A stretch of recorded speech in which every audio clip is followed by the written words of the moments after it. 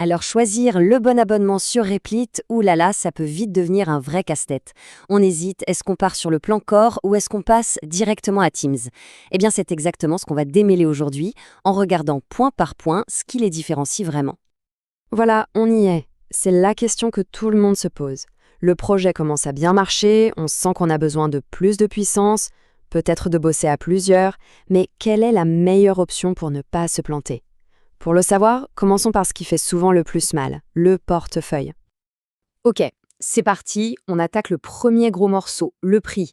Parce que, attention, il ne faut pas juste regarder le coût mensuel affiché. Non, il y a une subtilité super importante à piger, c'est la valeur des crédits qui sont inclus dans chaque offre. Alors, regardons ça de plus près. D'un côté, on a le plan corps. C'est simple, c'est direct, environ 20 $ par mois, un coût fixe. De l'autre, avec Teams, hop, on change complètement de logique, on passe à un coût par utilisateur. Et ce qu'il faut bien noter, c'est que non seulement le prix de base par tête est plus élevé, mais en plus, la valeur des crédits qu'on reçoit chaque mois est aussi bien plus grande. Ça nous dit déjà que c'est pensé pour une utilisation beaucoup plus intensive. Donc pour résumer, le calcul est assez simple en fait. Core, c'est vraiment l'offre taillée pour le budget d'un développeur qui travaille seul. Teams, à l'inverse, c'est un budget qui est fait pour grandir en même temps que l'équipe. C'est un investissement qui s'adapte à la taille du projet. Bon, maintenant qu'on a parlé d'argent, voyons ce qu'on obtient pour ce prix en termes de performance. Allez, on soulève le capot. Parce que le prix, c'est une chose, mais la vraie différence, elle se joue souvent sur la puissance de calcul et les ressources qu'on nous donne. Surtout quand une application commence à avoir de vrais utilisateurs et qu'il faut que ça tienne la route. Et là, attention, la différence, elle est flagrante. Le plan Teams ne fait pas dans la demi-mesure. Il double carrément la mise sur les ressources clés. 2 fois plus de processeurs virtuels, donc le moteur de la machine, et 2 fois plus de RAM. Concrètement, qu'est-ce que ça veut dire? Eh bien, des builds plus rapides, des applications bien plus réactives et la capacité de gérer des tâches beaucoup plus lourdes. C'est un vrai bond en avant en termes de performance. Alors, un petit point de transparence qui est important. Il faut savoir que ces chiffres, ce sont des estimations. Elles viennent de la communauté parce que Replit ne communique pas officiellement dessus. Il faut donc les prendre comme un ordre de grandeur, une bonne indication, mais pas comme une science exacte.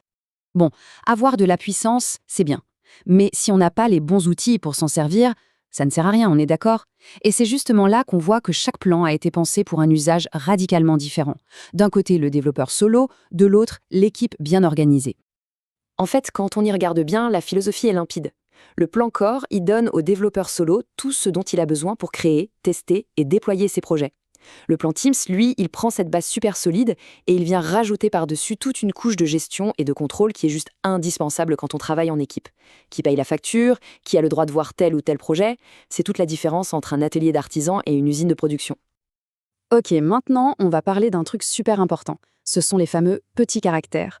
Vous savez, ce sont ces petits détails qui peuvent faire une grosse différence sur la facture à la fin du mois et qu'il est crucial de bien comprendre avant de sortir la carte de crédit. Le premier truc à bien intégrer, c'est le système de crédit mensuel. C'est un peu utilisez-les ou perdez-les. Ce qui n'est pas consommé à la fin du mois, eh bien c'est perdu, ça ne se reporte pas. Et surtout, une fois que cette réserve est vide, chaque ressource en plus, que ce soit de la puissance d'IA, du temps de déploiement ou de l'espace de base de données, est facturée en plus. Du coup, le conseil numéro 1, c'est vraiment de garder un œil très attentif sur sa consommation de ressources. Surtout si on a une application en production qui, d'un coup, peut avoir un pic de trafic. Sans surveillance, la facture peut vite grimper. Et un dernier détail, n'oubliez pas de vérifier la TVA de votre pays, qui viendra s'ajouter au prix affiché. Bon, après avoir décortiqué tout ça, le verdict, comment on s'y retrouve? Le plus simple, c'est de résumer avec des scénarios très clairs pour savoir quel plan est fait pour qui. Le plan Core, c'est tout simplement le meilleur ami du développeur solo. Si on travaille seul, sur des projets personnels, ou si on n'a pas besoin de toute une artillerie de gestion d'équipe, c'est le choix parfait. C'est simple, c'est direct et c'est déjà très puissant pour un usage individuel. Par contre, le plan Teams, il devient juste évident dès qu'on n'est plus tout seul.